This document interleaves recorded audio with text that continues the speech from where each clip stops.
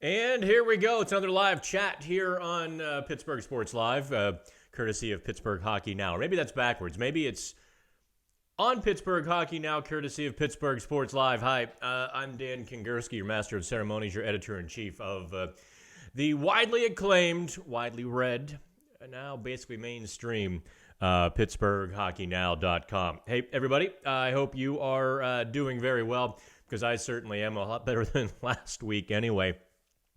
I must tell you, at the end of October, that was as tired as I have ever been in my life. What we did in October at PittsburghHockeyNow.com to essentially get more than 500,000 people through the turnstiles in October, I didn't think it possible. What that meant was a lot of 36-hour shifts. 6 a.m. on one day to actually more than 36, closer to like 40, 42, to 10, 11 o'clock the next night, back up at 6 a.m. the next day, just, hammering it. And I do appreciate all of you for hopping on the live chat. What we'll talk about in this here little ditty is we'll talk a bit about the latest trade news that we got. And I want to be clear on when we report some of these, I don't want to call them a rumor, because from the folks we got it from, it's not a rumor. It's a sourced report. When we report something that, okay, the Penguins have kicked the tires on this player, this team has called about that player, it's not an impending trade, okay? Can we... I know most of you are sophisticated enough by this point of the internet and the media age to understand when I say Team X is interested in player Y, that means they're taking a look. They'd like to have a conversation, and if things work out, if conversations go well, down the road this trade could happen for X player, Y team, whatever it might be, right? Most of you understand this. But invariably, there's always one person, he's never right. Well, actually, yes, we have talked about several players the Penguins have eventually acquired, Nick Bjugstad included. We told you a year before the Penguins got Nick Bjugstad that, in fact, the Penguins really liked Nick Bjugstad and were picking away at Florida to try to get him out. It took 18 months, maybe longer. So, kind of for those of you who are like, Kingerski's never right, understand the process and what we actually reported. I will tell you, if I get wind that a trade is coming down the pipe like we did in June with Olli Mata, it was kind of a race between, was it Drager or McKenzie that beat us by a few minutes. They had the details before we had the player. Whatever it was, we got bested by the best. I'll tell you something's pending or impending.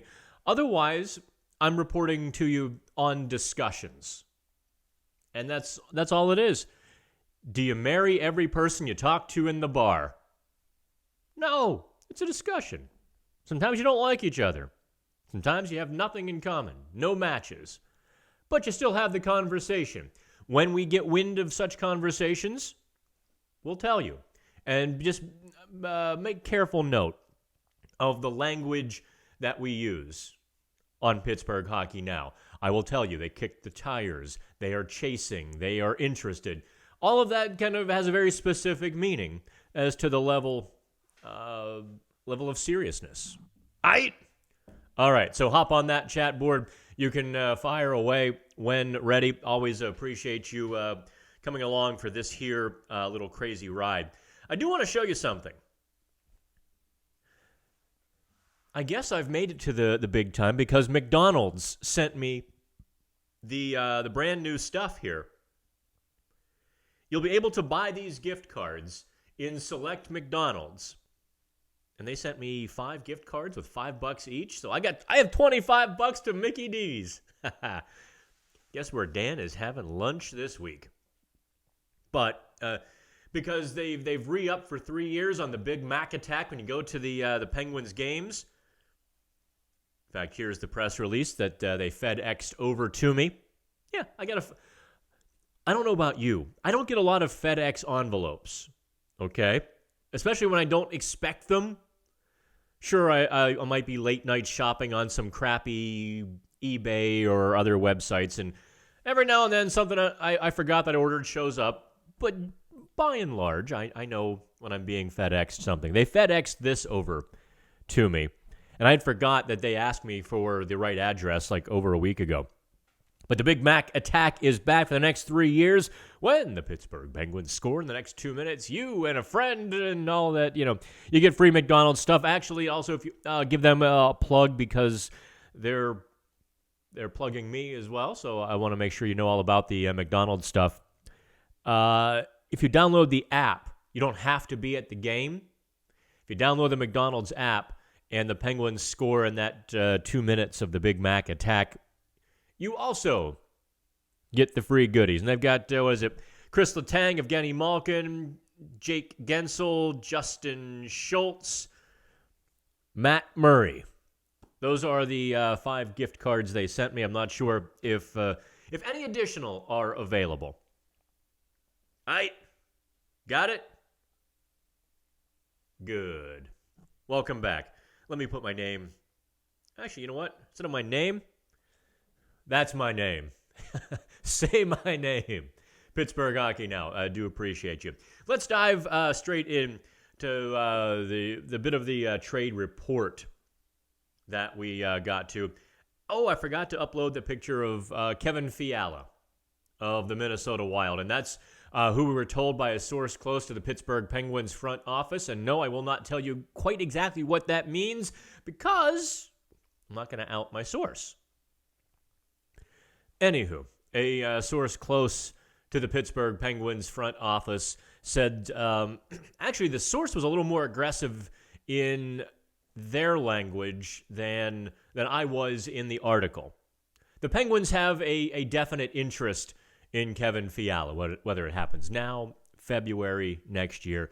They would like to get their hands on Kevin Fiala, who signed a 2-year, $3 million per year contract on September 11th, handed to him by former Penguins assistant GM Billy Guerin. Fiala is a fast, tenacious, on-the-puck kind of guy. Really, kind of think in the same mold as a Brian Rust. Maybe not as physical as Brandon Tanev. Now, one of the things, after we got the wind of it, literally within minutes, the Penguins sent out a press release that Sam Lafferty was on his way back up. So I do not know if that ties into anything. It could be absolutely, nothing to do with the price of tea in China. I wondered if the fact that Lafferty was called up meant the Penguins realized nothing was imminent with Minnesota, Billy Guerin, and Kevin Fiala. And so they kind of pulled back. That was my first gut reaction. It really could be that the Penguins don't think anything's imminent this week, or in the short term they wanted Sam Lafferty against New York. That's fine. I do think, since Sam Lafferty's with the team, I think he should play. I don't think you call up Lafferty, Hollidaysburg, PA native, 6 points in 10 games, even if 5 of those points came in 2 games. Doesn't matter. 6 points in 10 games. I don't think you call him up to sit and watch. Especially because if he's in Wilkes-Barre and the Penguins are in Brooklyn on Thursday night, I mean, you could almost send a helicopter if you really needed the kid. So, I don't know that you call him up just to eat some press box nachos. Where do you put a kid like Sam Lafferty in the lineup, my first inclination, and it would be to tinker with a great line. Make no mistake, the Penguins line with Tanev, Bluger, and Aston Reese. Tanev, let me see, I'm doing this right. No, I guess on your screen, it's Aston Reese, Bluger, Tanev. That line has been flat out great the last 2, 3, 4 games. Really, as the Penguins dominated Edmonton, as the Penguins dominated the Boston Bruins, that line had over an 80% Corsi, which means for every shot attempt on the ice, 8 of the 10 were coming from that line, and that line was averaging over 10 shot attempts per game. Against Edmonton, different sources, 11 or 12 combined shots on goal for that line. Yet they were that good against Edmonton. But would replacing Aston Reese with Lafferty for a game, maybe 2 games? We still don't know quite the story with Kris Letang. That ties into it as well. Make no mistake. Let me see if I've got some spiffy Kris Letang. No, I do not have any. I don't have any Kris Letang photos handy.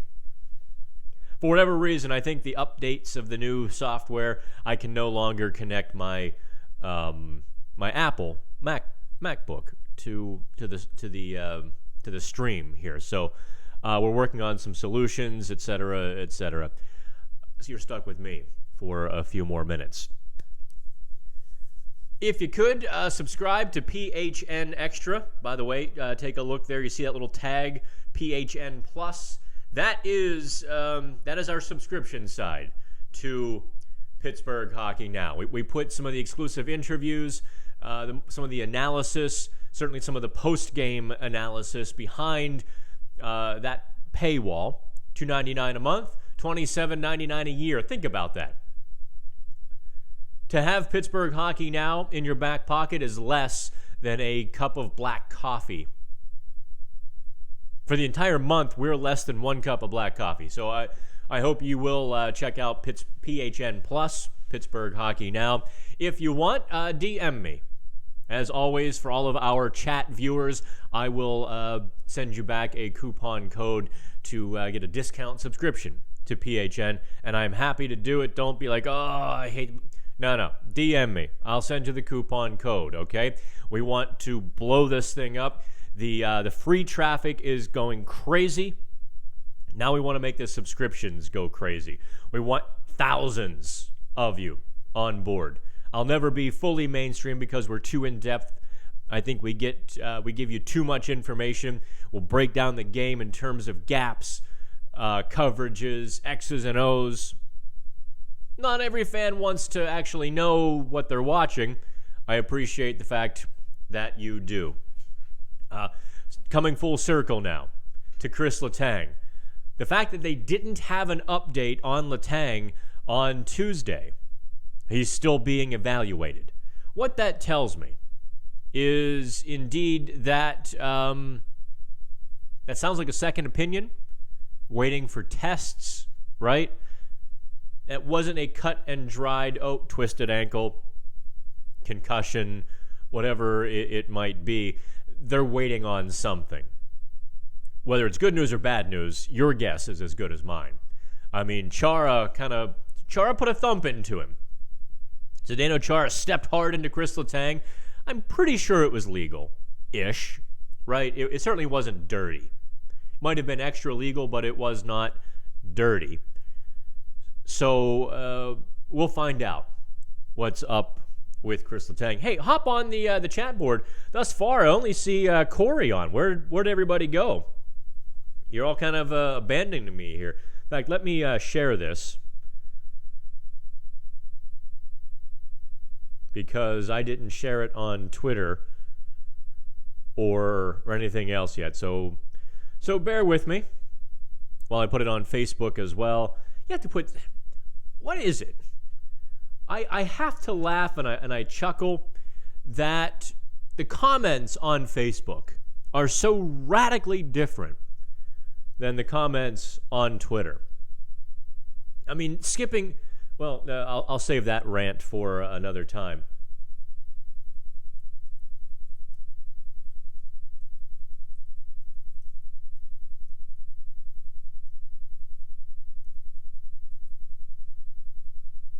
All right, so there. We've put it on all of the social media platforms, etc., etc. No, that's not Dan Kingerski. See, that, of course, is Evgeny Malkin. And I just got... don't send me a private note during a live chat, especially if you're going to ask if the Penguins can get Taylor Hall. They can't. Let me just cut right to the blunt chase. New Jersey is not going to give Taylor Hall to the Pittsburgh Penguins. New Jersey is not going to give away Taylor Hall to any team that doesn't pay them a king's ransom, especially the Pittsburgh Penguins. I think some of you spend too much time on the video game stuff or in fantasy leagues if you think the Penguins have a shot at Taylor Hall. Nah. Trust me. Nah. Anywho. Kevin Fiala. Where would he fit into the Penguins lineup? And that I tend to think... is the chat even working? We've never had so few... I've never had no chats on this crazy thing. But hey, anyway, Kevin Fiala.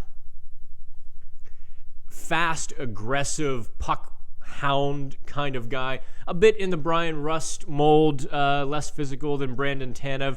Maybe better hands than both of them, though.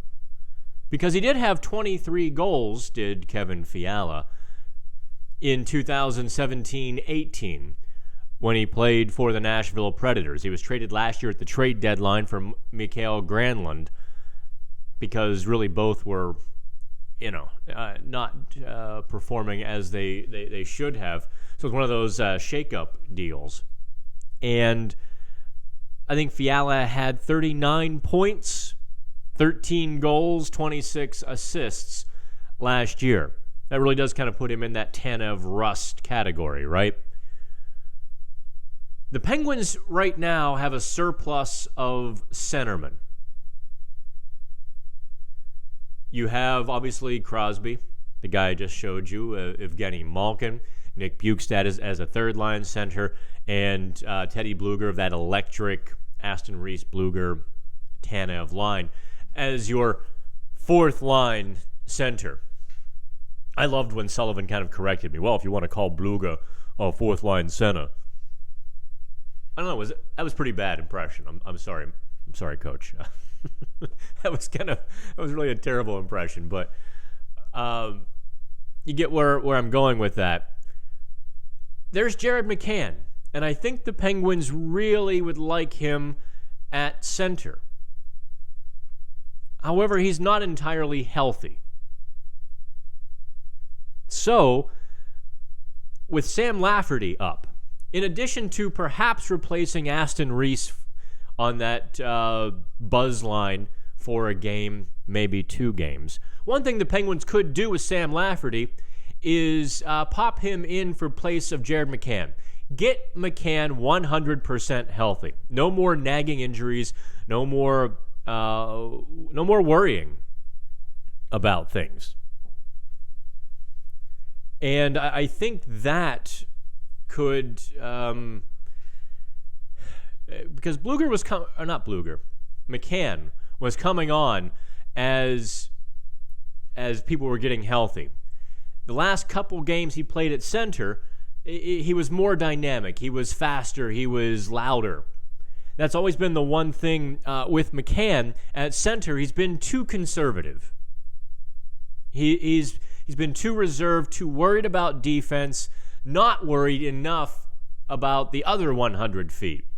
A lot of centers don't go backwards 100 feet. McCann wasn't going forward enough with enough aggression, with enough of his skill into that final 50 feet, or even really that final 20 feet.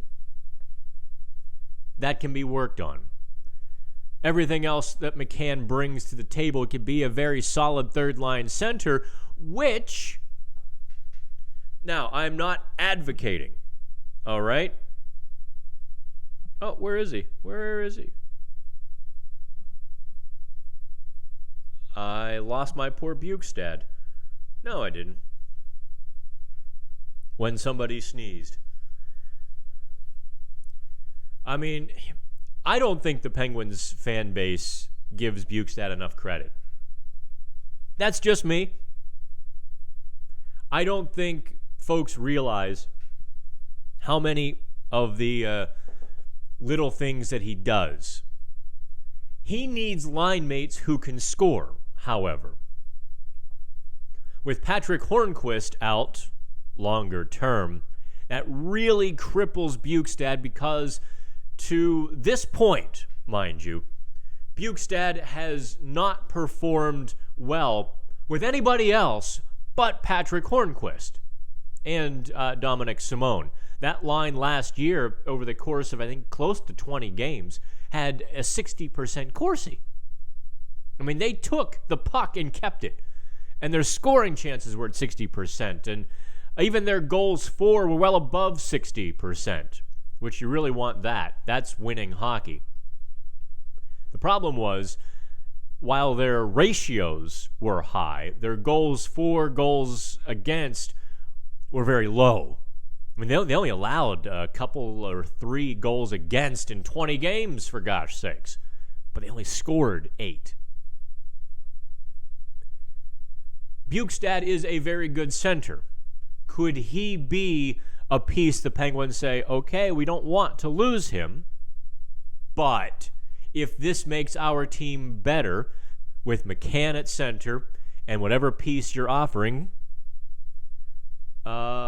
it's something to watch. It is something very much to watch and consider, that I think he becomes not the Penguins' trade bait, because bait implies you're shopping him. But I think he becomes a very strong trade chip for the Penguins to play as it benefits them. The Penguins, when they're healthy, and we don't know about Kris Letang and what they may need there, we kind of have to set that to the side for a minute. I lost the chat. Where'd the chat go? Oh, chat has been disabled? What in the world?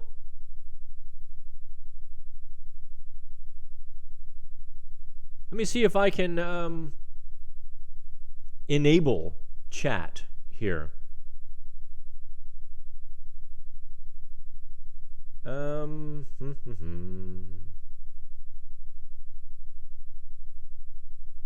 I have no idea. I truly don't.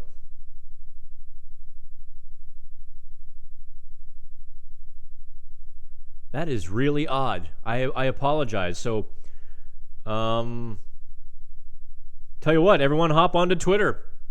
Get me on Twitter. Let me put up my address here. You can tweet me at the Dan Kingerski. That is just the oddest thing.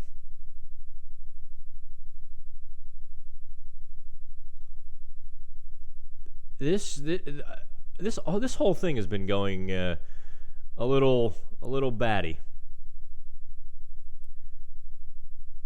Okay, hey, whatever. I so apologize. Tweet me, okay?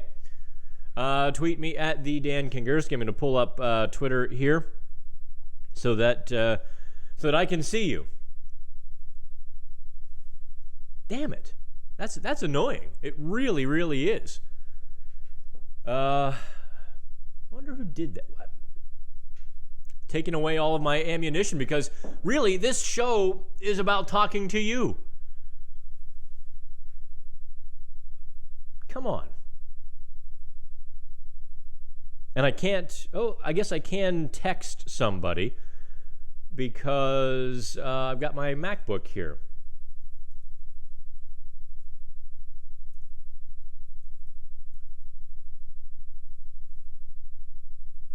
Let's try this.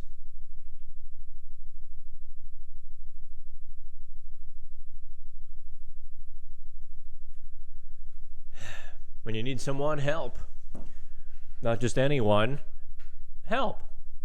You know, when I was younger, so much younger than today, I never needed anybody's help in any way. By the way, there have been some new additions to the studio. I keep kind of adding a few things here. You know, you got that. I don't know if you see. Oh, you know what? I guess you can't really see Bunsen and Beaker if I do that. You can see Bunsen and Beaker there with the McKenzie brothers. Over my right shoulder, it is. I didn't understand the tie-in of the gift at the time. Somebody from, woman I was dating at the time actually liked me for a minute. Believe it or not, I have no idea why. She was a big Law and Order person. Even wrote a book, actually, kind of almost fan fiction, but it went far more serious than that. Published and everything. Got me that JFK plate that you see over my right shoulder. I was not a Law and Order fan until I started watching it on reruns in the last 6 months or so, late last season. It was just always on, so I left it on. Although I always liked Richard Belzer as a comic. Truly one of the great technicians and, guys who came through the Comedy Store from the 70s. Robin Williams, Billy Crystal, Eddie Murphy, so on, Jay Leno, Dave Letterman, Richard Jeni, all of the great comics. Belzer was there.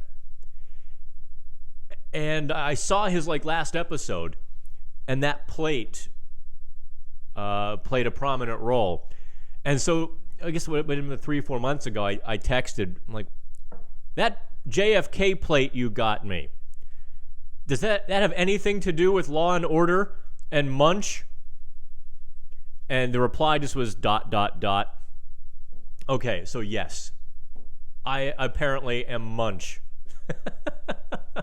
If you want to know maybe what I'm a little bit like in real life, I am a miserable curmudgeon, so on and so forth. Yeah, pretty much. Doesn't mind a good conspiracy theory. Anyway, let's get back to the Penguins. I do have some. Oh, you can't see him working into the screen now. There we go. We'll work the Swedish chef in here too. Yeah,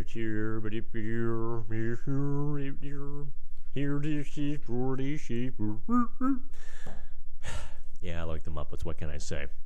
I grew up on Statler and Waldorf. The Penguins. Don't get me sidetracked without the live stream, okay? Question everything does say, still not convinced that he is a franchise goalie. Glove is atrocious. Talking about Matt Murray. Come on. Stop it. There are a few levels of franchise goalie guys and gals.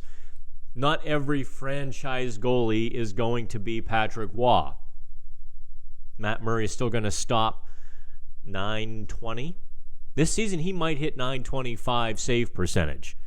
He can win the big game. And big games. And he's at his best in those big games. How much more, do you need to see? Dan, love the Rowdy Roddy and the Beatles references. 2 questions. Is Taylor Hall in play for the Pens? No. Listen, that whole Taylor Hall stuff, that's wonderful blog fodder. You can discuss it and debate. You can figure out amongst yourselves how the Penguins could make it happen. It's really not real life. If I get wind of it, we'll certainly let you know. Somebody, believe me, somebody will get wind of that kind of conversation. It hasn't happened to this point. It really is. That's kind of fan fiction. That's a lot of fun to talk about and play with, and off air, off the clock, I'll have some fun with you. But in this context, I really can't. What do you think of Abbey Road Deluxe Edition? Great stuff. I don't have the Abbey Road Deluxe Edition, unfortunately. My Beatles content is limited to really some of the authentic, the original records. I don't have the reproductions. I don't have the one album. I don't have the greatest hits. We're talking Rubber Soul. We're talking, I do have Abbey Road, the original. And I have one from 1964. It doesn't even have a name. It was just kind of right at the height of Beatles mania. Big silver color. Anyway. Let's see what else I'm missing here. Hey, by the way, thanks for watching from Connecticut. Appreciate y'all. Opinion on Murray's performance so far this year, and as far as a contract for him. Who have I been most impressed with on the team? Okay, we'll start with Murray. I guess we're going to kind of work backwards a little bit. Thanks, everyone, for jumping on Twitter. I've texted a couple people to try to fix that disabled chat thing. That's kind of weird. Murray's performance so far this year has been good. I don't think he's had to be great. And that was by design, by the way. The Penguins built a team. It's honest, hardworking, responsible. Those might sound like Red Foreman job interview qualities, but I promise you that they looked to rebuild their team identity, mindset, image. Guys who will play end wall to end wall. What that means, as I'm talking about Matt Murray, is that Murray will not have to face these ridiculous 5 and 6 odd man breaks per game. He will not often have guys left wide open in front because of a defensive zone breakdown. He won't have players cutting into the slot uncovered by disinterested forwards. So the quality of chances and the volume of quality chances that Murray is seeing and will see are being drastically cut. Now, am I saying that Murray's not playing as well? No, that's all part of that team game, that six-man identity.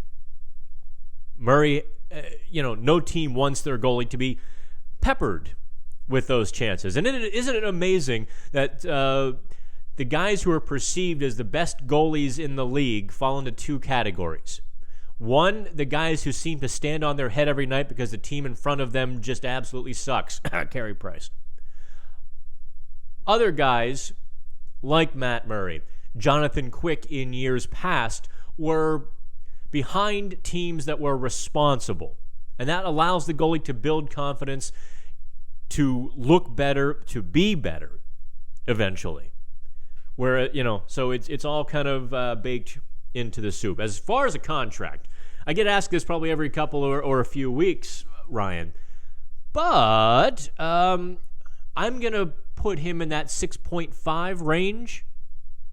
Although Jim Rutherford generally pays his guys an honest wage. From that standpoint, 5 years, $35 million, 7 per year. Seem about right? The worry on the Penguins side of things. I do not know if they've started discussions. I don't think they can actually sign anything until January 1st. I could be wrong on that. Don't take that biblically. I know the worry on the part of the Penguins in the past has been that Murray would want more and way too much. So that's certainly something that, let me put my Twitter address back up here so you can tweet your questions there. Is Fiala the only player we've been hearing about? How about Zucker? Didn't hear anything about Zucker. Told Fiala on Tuesday night. I'm old enough to remember when fickle fair-weather fans were dumping all over the Tanev signing. How's that nowadays? Dude is our best player behind Sid. Hey, I guess I spent some time on both sides of the fence. You'll recall I was the one saying, everyone chill out. Here's what you're getting. Then we did the video review, and I saw some things I didn't like about Tanev's game in Winnipeg, and I was honest in that reporting. I've never panned it. I still think maybe $3.5 million for a guy who's not going to score 35 points is a bit rich. But you can't knock his performance at all, can you? I mean, I think he has elevated the lines he's been on. And I'm glad that you all are really appreciating a player who does well in the trenches.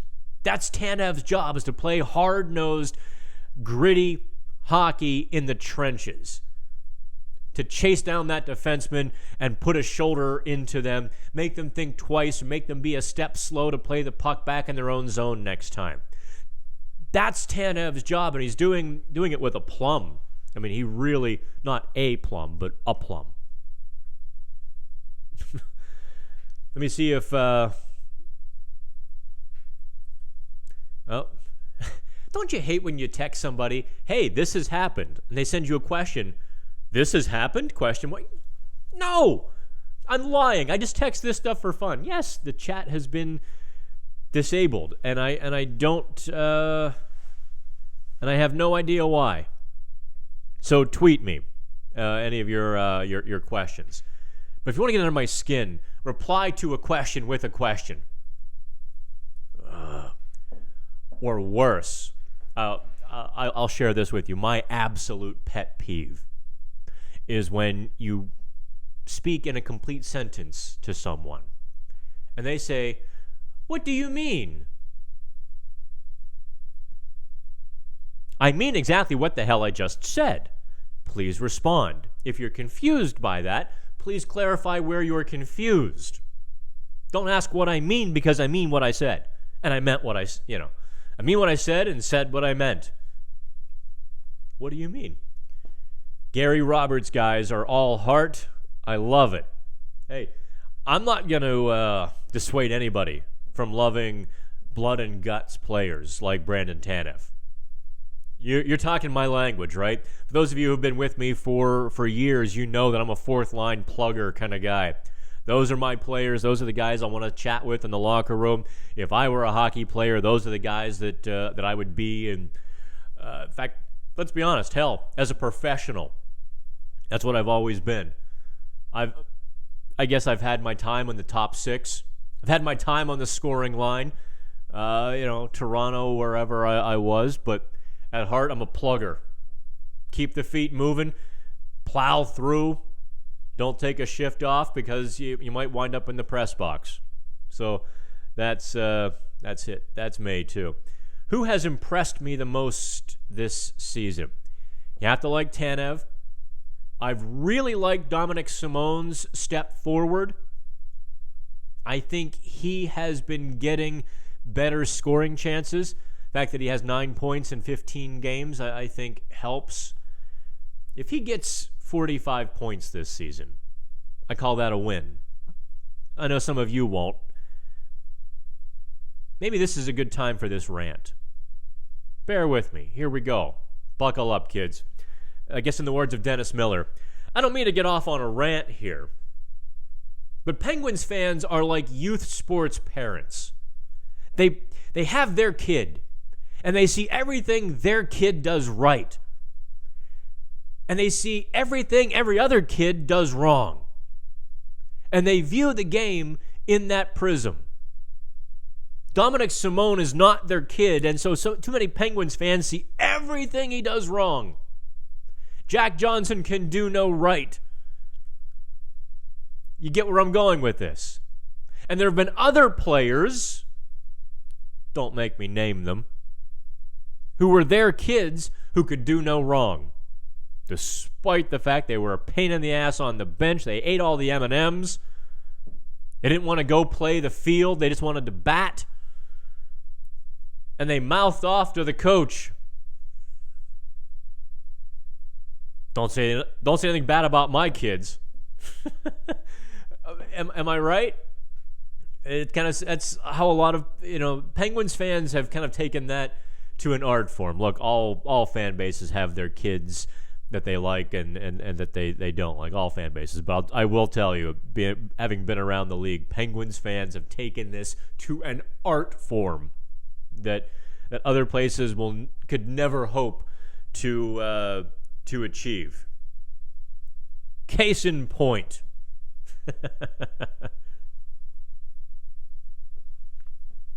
Let's see if my partner has been able to fix the chat. He has not. All right. Let's see if I can get it on. Nope. I can't get it on here either. By the way, have you ever wondered? Someone said I was in a weird mood today. Maybe I am. Why all the late night talk shows have coffee mugs? Like, who the hell's drinking coffee at midnight? But they all have coffee mugs. I'll let you guess what's in mine. And we'll leave it at that. I know what Rowdy would put in his, and I'm not. Let's get back to the chat here. I do believe. Let's see here. Let's do this little exercise while I've got you. Let's get my name off of here. Let's do this little exercise about the Penguins lines from dailyfaceoff.com. The Penguins lines. I think this is pretty accurate, but with the addition of Sam Lafferty, those bottom two left wingers can get a game off. If Jared McCann is truly 100% healthy, I wouldn't hesitate to put Lafferty on that fourth line, again, fourth line in quotes, for a game or two games. I think Lafferty obviously is a better skater than Zach Aston Reese.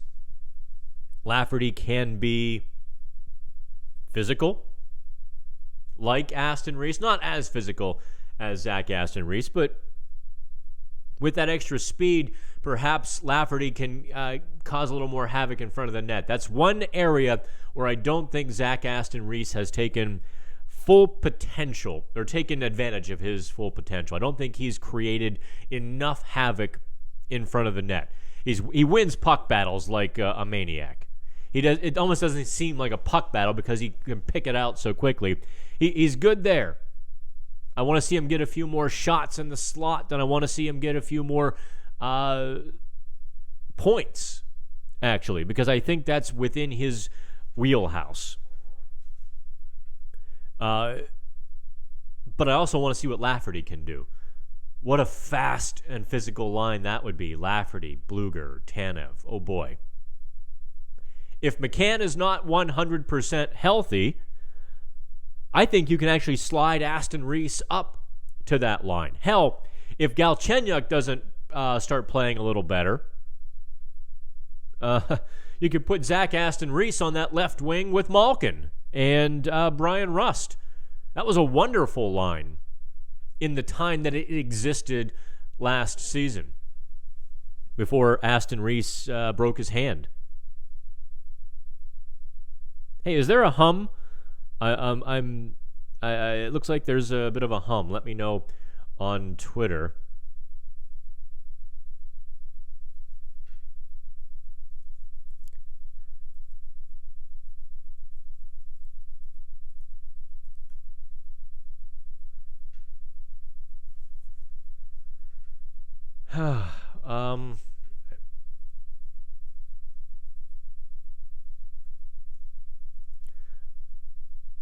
I'm going to try to close this out and come back to it. Let's just do that. Let's close out the browser. In fact, let's go to it in a different browser. See if I can get your comments. Oh,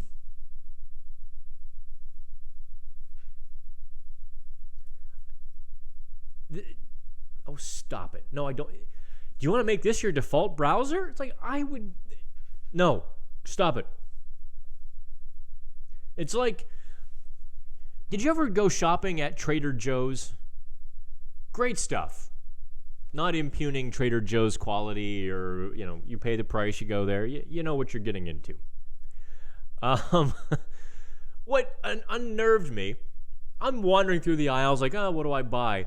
And like every 10 feet, somebody's like, can I help you find something? It's like, leave me alone.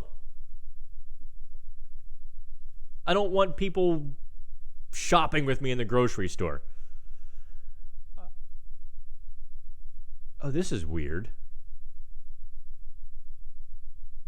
I cannot sign in with Firefox. What in God's name is going on tonight? This is craziness. Well, tweet your questions at me still at the Dan Kingerski, or even you can even the Pittsburgh Hockey Now account, because I've got it all here in front of me. But who has impressed me? Getting back to that question, I think I'd mentioned obviously Tanev and Dominic Simone.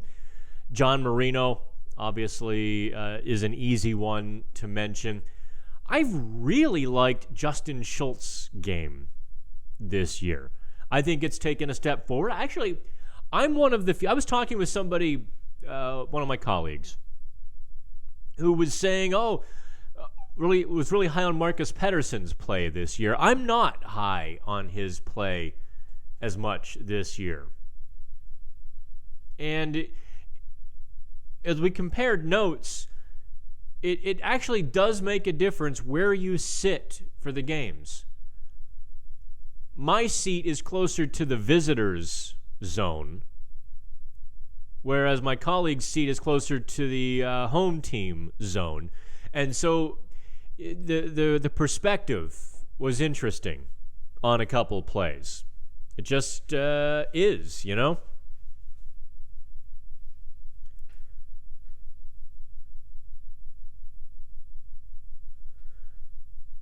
Let's see if we got the chat back.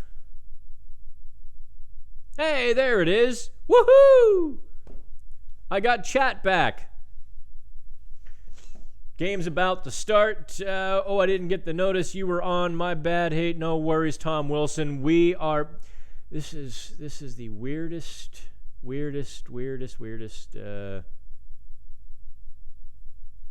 Now I have to make all messages visible. Now what else do I have to do? I don't care. I really don't. Okay. So, what other questions do you got? Now that the chat board is working, that's just so bizarre that I'm told people were typing chats that I can't see. That's all on YouTube. That's not anything we're doing here. Anywho, I'm going to tell you a story that I shouldn't tell you. Figure, what the hell? You've come with me 50 minutes. I've got my late night TV coffee mug full of not coffee. And here's a player who's kind of stuck in the minor leagues. By the way, let me know if the sound is a little bit off, because I'm seeing a little bit of something. Anyway, there's Casey DeSmith. And he has been marooned in Wilkes-Barre. It wasn't supposed to go this way. I'm choosing my words carefully as to not tell a story I'm not allowed to tell, because it's not my story to tell yet. DeSmith was not supposed to be in Wilkes-Barre. At least that's the belief of folks around him. He didn't tell me this himself. But folks I trust enough, around Casey DeSmith. Even when he was sent down, it was not supposed to be for very long. Hours, day, 2 days. And here he is, over a month later, still down in Wilkes-Barre. It's funny how the universe sometimes goes. The Penguins couldn't afford Casey DeSmith. They knew they couldn't afford him, and so they were really hoping that Tristan Jarry kind of just stole the show in preseason. He didn't. However, in the regular season, Tristan Jarry has been on his head. So now that the Penguins could indeed bring up Casey DeSmith, they really can't because Jarry has been so absolutely, oh my God, outright good. Jarry has kind of taken advantage of the Penguins' salary cap situation. Not just to get a roster spot, but now to force his way. I would like to see him play a few more games, in fact. I mean, he has 4 appearances. He wasn't so good against Boston. I never fault a goaltender who's used to starting for not being good in relief. You come in ice cold. And look, what the Penguins held Boston to 0 shots for 30 minutes or 1, 2, 3 shots for 30 minutes? So he comes in ice cold. He stands there ice cold. So when Boston finally kind of comes at him, I'm not making excuses. I'm simply telling you how difficult of a challenge it was for DeSmith on Monday night. I don't hold that against him. His 3 starts have been, oh wow, good. By the way, the chat is fixed.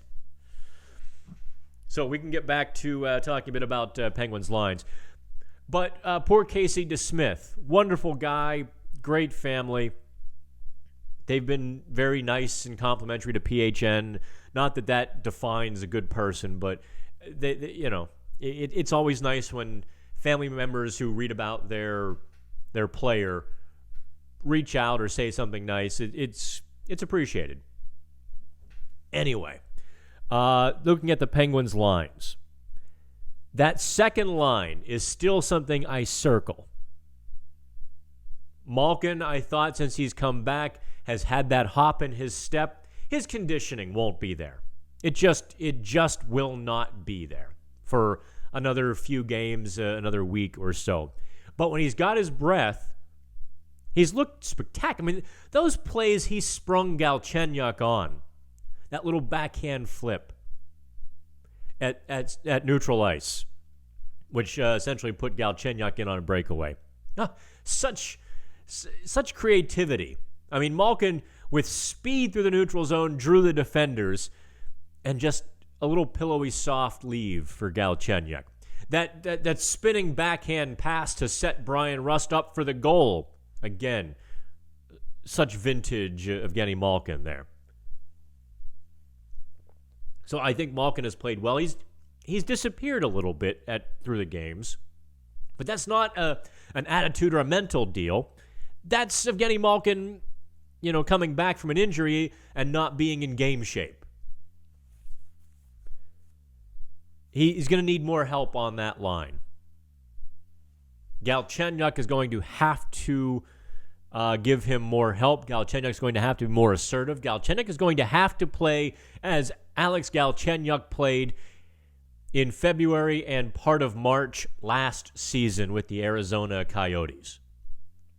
Hopefully you read PHN's film room breakdown of Galchenyuk's season last year. You subscribers, you got that. If you don't subscribe, you didn't get access to it. My apologies. Galchenyuk was lethargic, slow, soft, non-factor in the first half last season. What I did for Galchenyuk was I watched his games against the Metro Division. Did the same thing with Tanev as well. By the time I got to January, I had a pretty scathing write-up of Alex Galchenyuk. But I generally, if you know me, I'm not looking to bury guys. That's not how I roll. I'm not looking to bury someone unless they really deserve to be buried. So I watched a few more games. After Arizona acquired Jordan Weal from the Philadelphia Flyers late last January, early February, somewhere in there. Galchenyuk got bumped down to the third line with Wheel, and they took off. They had an extraordinary run for 4 or 5 weeks until they got to the trade deadline, and Arizona dealt Wheel to Montreal. And Galchenyuk kind of petered off again, kind of tapered off. I wonder if Galchenyuk shouldn't play with Malkin, but instead should play with Nick Bjugstad. That would get Galchenyuk back on the right, where he's generally more comfortable. Galchenyuk is, despite being a lefty, is often on the right wing. By sliding him down with Bjugstad, you can flip Cahoon over to the left wing, or heck, keep McCann there, put Tanev there, put Aston Reese there, even Sam Lafferty for a bit of that puck-chasing grit with Bjugstad and Galchenyuk. That's kind of what, it's where my mind is going with that. What do you think? All right, let me get to the chat now that it's fixed. Jari has made a huge impression. Yep, James Cook. I really thought that Aston Reese's game would develop, but it hasn't happened. He's always steps slow and rarely finishes his chances. What does he bring to the table, honestly? What say you, Dan? He has played good hockey. Aston Reese brings a complete game to the table. He really hasn't finished enough of his chances this year. You're right. That Winnipeg game really stuck in Aston Reese's crawl. I'll just tell you straight up, he was miserable that night. Despite the fact that the Penguins, scored 4 goals and all was well in the end, Aston Reese was miserable after that game because he had missed those 2 glorious chances. We have seen Aston Reese convert at a higher level. He is a guy, and I want to be very precise with my language here, James. Aston Reese is a guy who I think right now in his development and his maturity and his confidence level needs a spark or a push. He needs to get that momentum going. When he does, what we have seen from Aston Reese is prolonged periods of offensive finish and superior play. But he needs that spark to get it going. He can be his own worst critic, and he was that night after the Winnipeg game. And I think being a young guy, only 2 years really in the league with a lot of injuries, I think he can hold himself back sometimes by being too tough on himself. I think he's got to relax. I think he's just got to go for it. And the way that line is playing, Aston Reese, Bluger, Tanev, has to be really making him feel good about his game. I think you're going to see that offensive explosion sooner or later. We've seen it before, so it's not like we haven't. That's what I think he brings to the game. Hey, Chris says, there's a lot of decent depth with the Pens, but not a lot of firepower besides 87, 71, and 59. So, do the Penguins need another top scorer like they did with Kessel and Neal first arrived? Yeah, I'd kind of say so. And I think a bit of the Kevin Fiala interest is, here's Fiala who had 23 goals season and a half ago. 2017-18. Had 23 goals for the Nashville Predators, who also plays that fast puck pressure, defensively responsible game. I think the Penguins would live with a guy like that instead of a 30-goal scorer who isn't necessarily as plugged into the team game, so to speak. I think they'll take a 50-point guy who plays that game rather than a 65-point, 70-point guy who isn't. I think that's what Fiala is. So do they need somebody who can score? if Galchenyuk isn't that guy, and Galchenyuk has another 6 weeks, I think, heading into the Christmas break, the die on Galchenyuk will be cast. Mark my words on that. If he's still sputtering, putzing around, not finishing, by the Christmas break, I think the Penguins will look to move him. I don't even want to... Let's see here.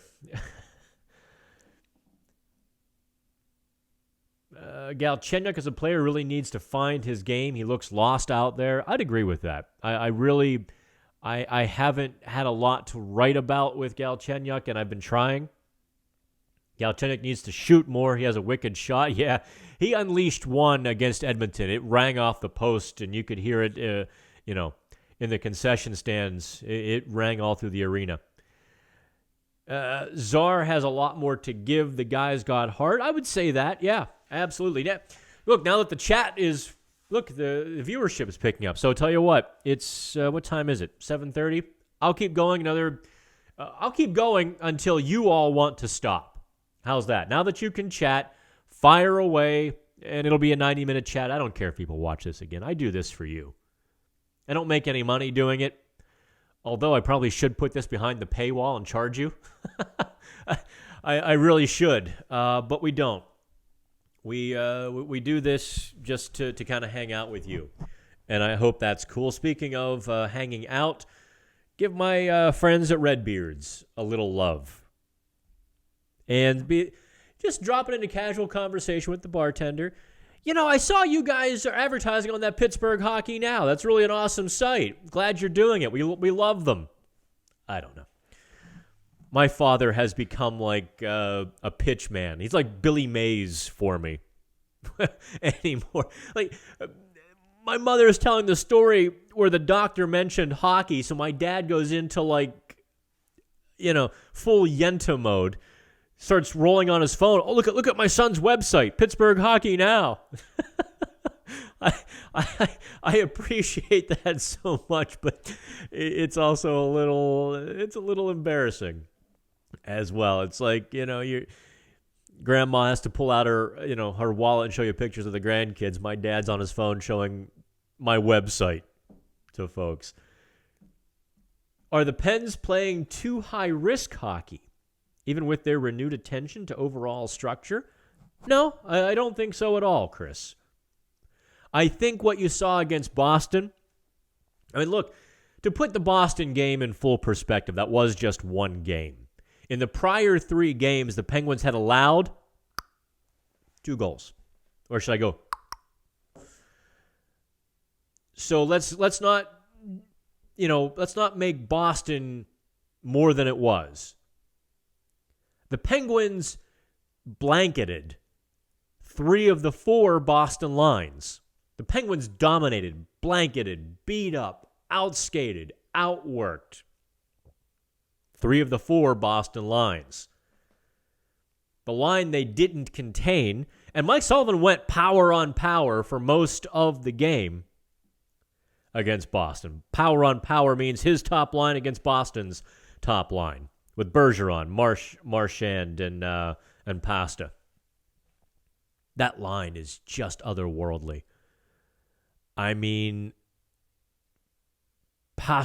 is better than Jake Gensel. Respect to Gensel. Brad Marchand is leaps and bounds and worlds beyond Dominic Simone. That's not an insult. That's, Brad Marchand is that kind of a really good player. All-star, essentially, Team Canada kind of guy.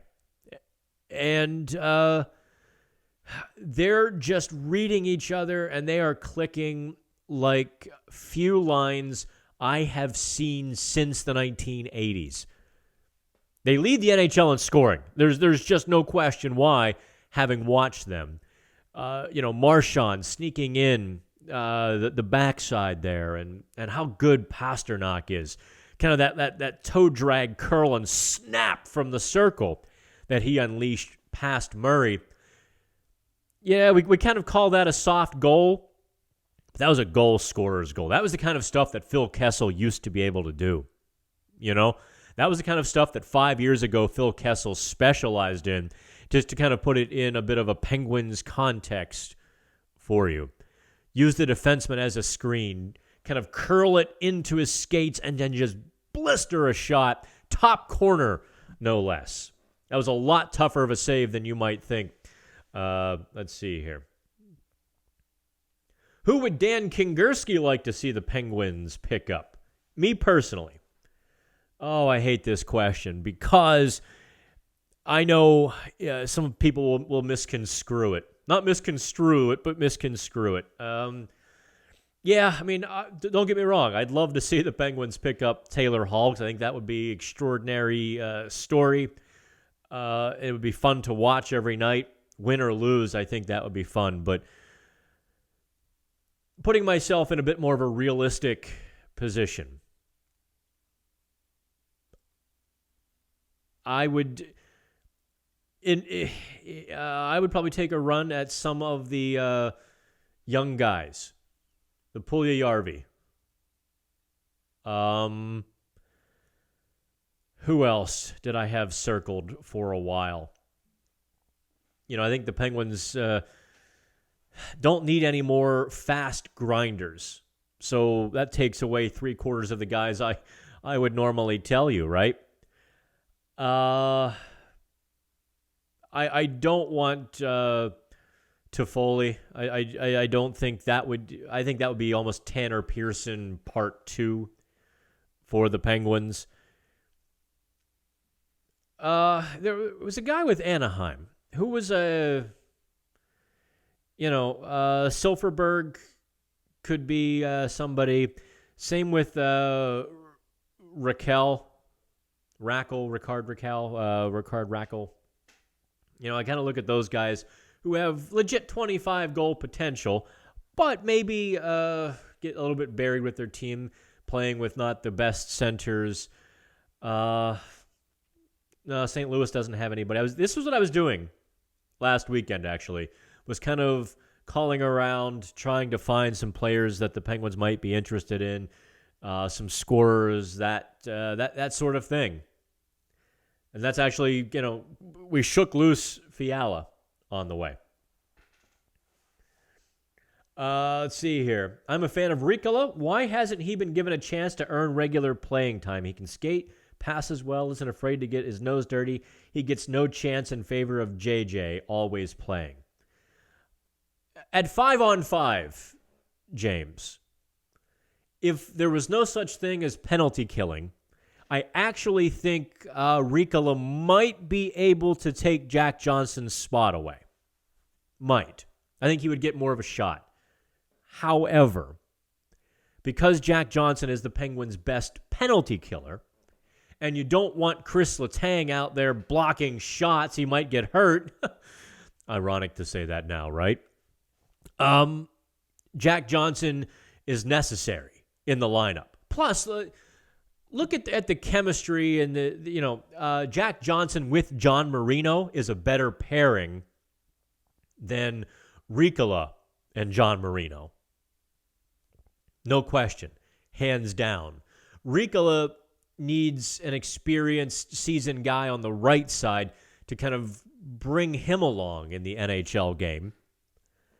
And unfortunately, Justin Schultz wouldn't be that guy, nor would Kris Letang. You don't want to put Riikola in the deep end against the other team's best.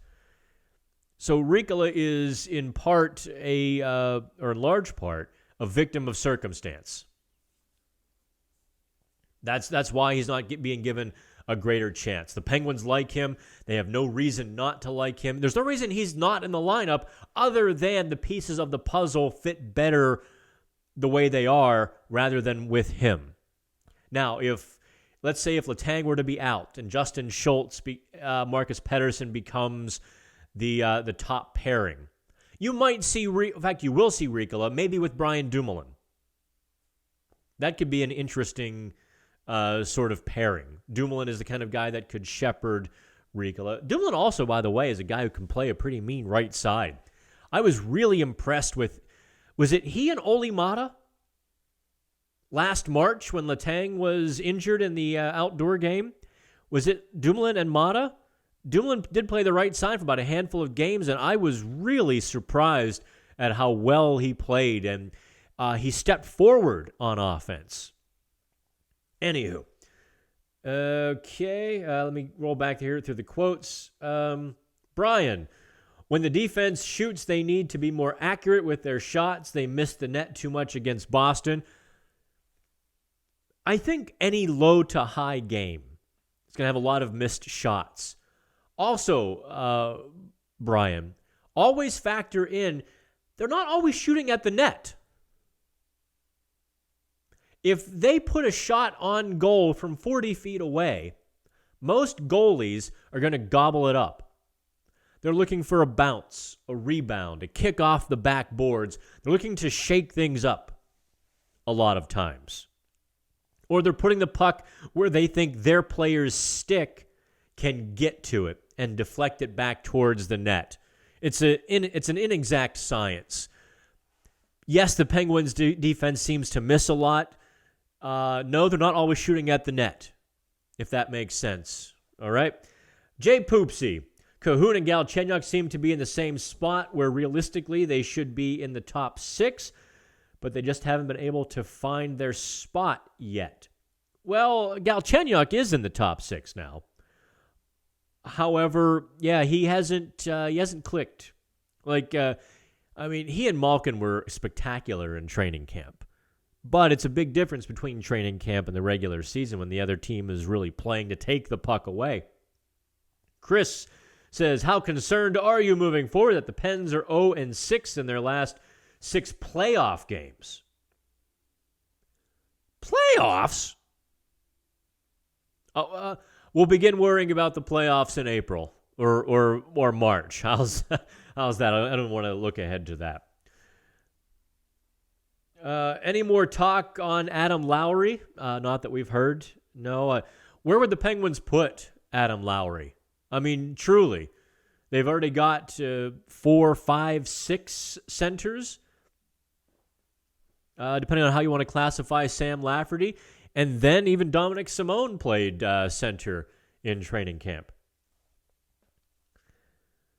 We need finishing now, no more grinders. Yeah, I think that's probably fair. I think the Penguins could use somebody who can just put the puck in the net. Not somebody who's going to abandon parts of the game, but they do need a bit more finish, I think. Let's see here. Love your work. Any update on Letang? Thank you. Burn, but no. I tell you this. Finding out information on injuries and in hockey, you have a better chance of getting onto Area 51. You just do. There is still the code in hockey, the belief. I think it's misfounded, but it exists fervently nonetheless, that if other teams know you are nursing a sore knee, they're going to take extra whacks at it.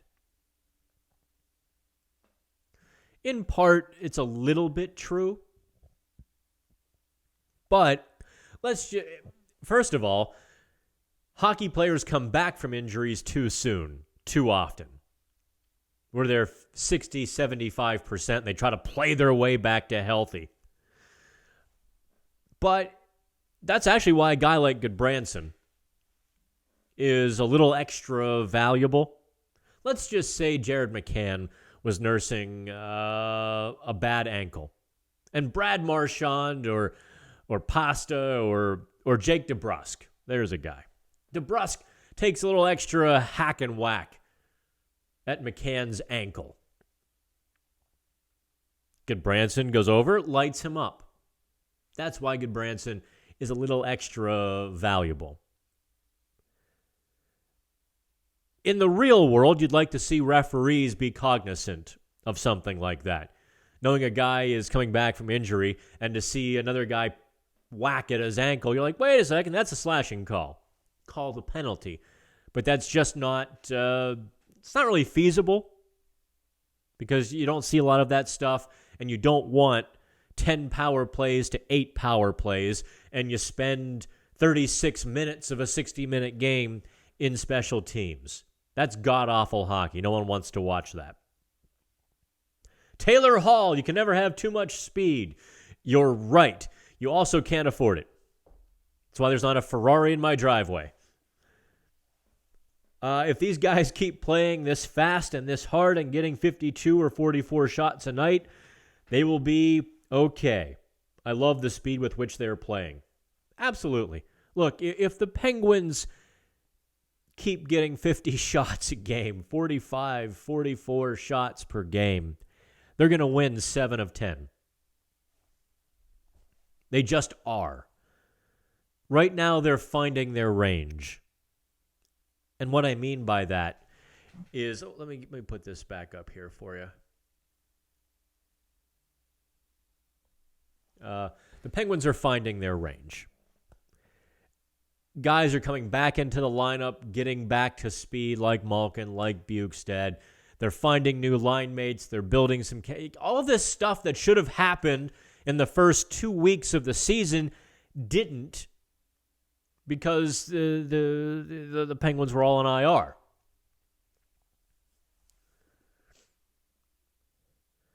Canes want to trade Hayden Fleury. Okay, so let him. I don't see him with the Penguins whatsoever. All right, hop on that chat board. I told you, I'll keep it going. So let's see here. I broke some confidence a little bit. I'll be forgiven by telling you the DeSmith story. We've talked about Kevin Fiala. I'll go back into that if you like. I do. Every subscriber gets an ad-free experience on Pittsburgh Hockey Now. So if you don't like those ads, subscribe to PHN. You can $2.99 a month, $27.99 per year. Just DM me on Twitter. I'll send you the discount. I'd be happy to do it. We want you to subscribe. The more subscribers we get, the more content I can do. I know it should be backwards, but right now we have such a high volume of traffic. Huge volume of traffic. I mean, we had over 500,000 people come through the doors in October. That's ridiculous. Google doesn't rank the subscriber content nearly as high because it's partly behind a paywall. So I'm writing that content only for our subscribers. So I always have to balance, well, geez, I know this story will do 10,000 clicks. If I make it free, if I put it behind the paywall, I might get, let's say, 5 subscribers for that one story. If it's not a hot, juicy story, I might only get 2 subscribers per that story. So I'm always doing the math in my head and trying to balance out what's best for PHN. If I'd love to have you as a subscriber, DM me for the discount code. That's exclusive to the live chat and watching the live chat this far. Canucks were overjoyed getting rid of Goodbranson. Why would they want JJ? Yeah, the Canucks, I don't know about the Canucks being overjoyed. Certainly Canucks fans were overjoyed when Goodbranson was traded. There again, who asked me about Ricola? Goodbranson was in the same spot. Goodbranson, I thought, played very well with the Penguins. So did he. I'll tell you straight up. Looking back, I should have seen the signs. Goodbranson knew the writing was on the wall. He kind of did sit there in his locker stall a few times and take that deep breath. Had a little bit of that forlorn look around. Great guy to talk to. Absolutely. He was quick. You had to be paying attention to catch his humor. He'd start laughing, and you're like, wait a second. What did you just say? And I enjoyed that. It took me a second to, because I'm so used to being on autopilot when I talk to some of the guys in the Penguins room. It's gone from a very quotable room to a not so quotable room. A lot of guys have been to the Sidney Crosby School of Media, where it's tough to get a lot from some of the guys. But Goodbranson was a guy who was always honest and engaging and fun to talk to, and he does wear his heart on his sleeve. He deserved a better fate. He really did, especially in Pittsburgh, because he played really well last year with Marcus Pettersson. I thought Goodbranson actually mitigated some of Pettersson's flaws, and Pettersson picked up some of lessened some of Goodbranson's flaws. It was a lovely pairing. It was good. This season, Goodbranson kind of got bounced by John Marino, and Marino's skates. Marino's ability to skate it out of trouble is such a breath of fresh air to the Penguins coaches. They couldn't pass it up. It adds a whole new dimension to the third pairing when if your third or fourth line gets pinned in, the defenseman can grab a loose puck and go. That's what Marino brings to the Penguins that Goodbranson just wasn't going to be able to bring.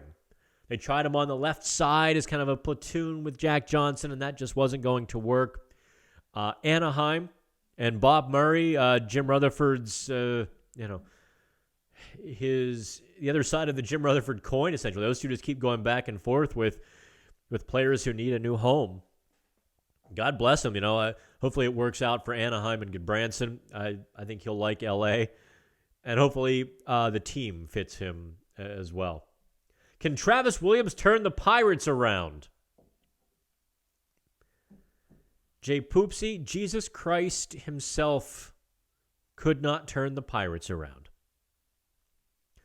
God could come down upon a thundercloud, look at Bob Nutting and go, yeah, I'm going to take over.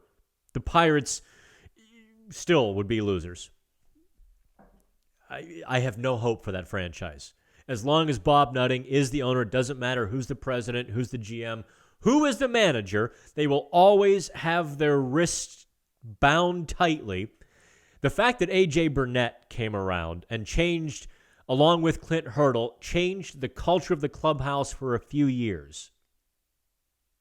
That was lightning in a bottle, which you and I will not see again for 10, 15 years, till it magically, by luck, happens again. It's just the way it goes. I love baseball.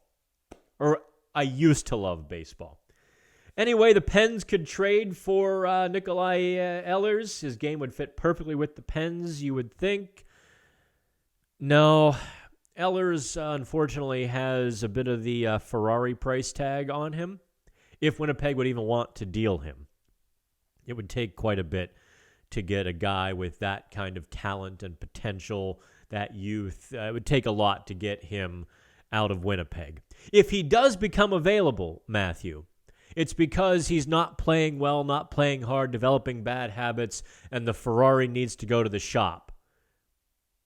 And at that point, do you want him? I don't know. I liked Goodbranson more than Pettersson, Jason said. It was just peanut butter and jelly with those two. Do you like the peanut butter more? Do you like the jelly more? It doesn't matter. It's a better sandwich together than it was separately.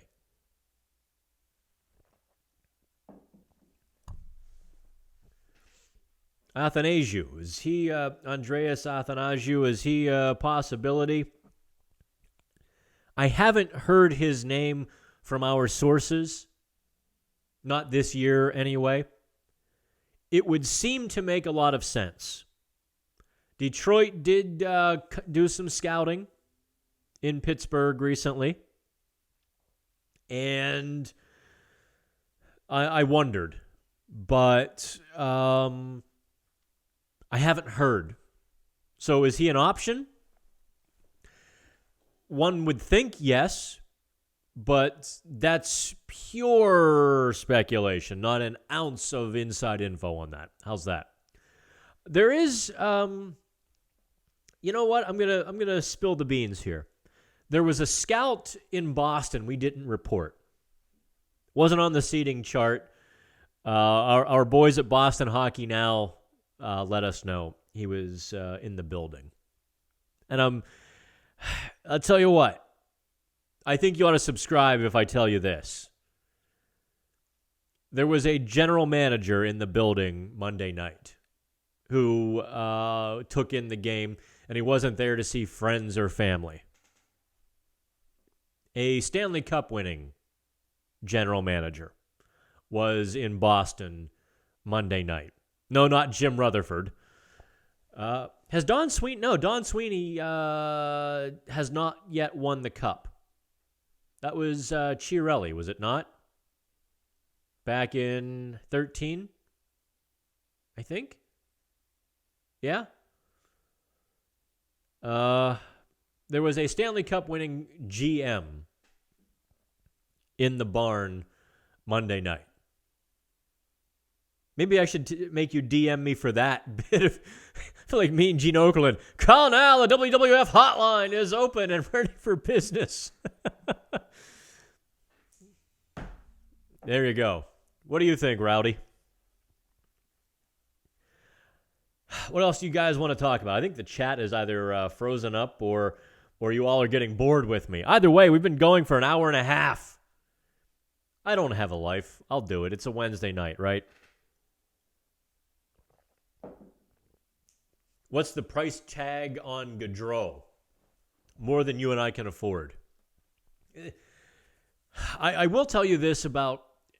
I'm always leery of becoming the trade guy. I am not Darren Drager, Bob McKenzie, Elliot Friedman, who I don't have all the GMs on my Rolodex, and I don't just sit there and text all day, back and forth with these guys. I don't have that. I'm not that guy. I don't have that pull, that power, that ability. I'm a hockey guy. And I say guy, not writer, because most of my career was spent behind a microphone, not behind a keyboard. In that time, I built up a fair amount of contacts around the league and some people who like what we do with Pittsburgh hockey now, who respect us enough to let a couple crumbs fall off the table from time to time. Whatever their reasons might be, it's always interesting. Sometimes I think they let it known, look, it's part of the game. We media folk are part of the game of the front office battles. Sometimes, a couple of years ago, I'm a little wiser now. We were first brand new with Pittsburgh hockey now. I got played.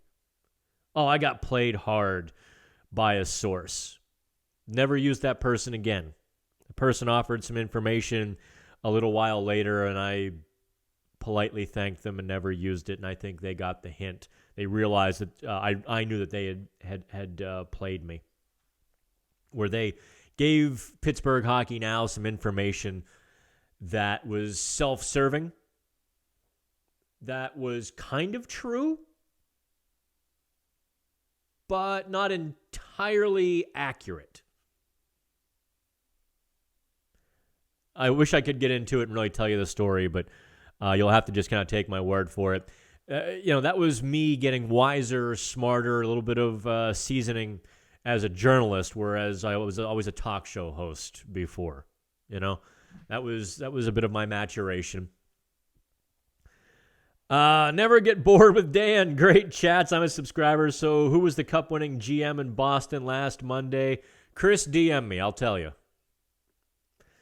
Hi, Dan. I agree. Based on interviews, Goodbranson seemed like a personable and decent fellow. Yeah, go back through the Pittsburgh Hockey Now YouTube part here. Go through that playlist and just, you see Goodbranson having some fun with us and us, kind of needling him. I really enjoyed him. I was, when he went, that was one less person I had to talk to in the locker room, because I would always kind of just go over and say hello or pick his brain about parts of the game, or a little, when I had time I would do that. I stay clear of players personally. There are some guys in the Pittsburgh media who who want to be buddies, and that's not me, because occasionally I'm going to have to rip these guys, and I don't ever want to be in that position where I'm personally conflicted. Oh, I like this guy, but I have to rip him. Oh, no, what should I do? I learned that lesson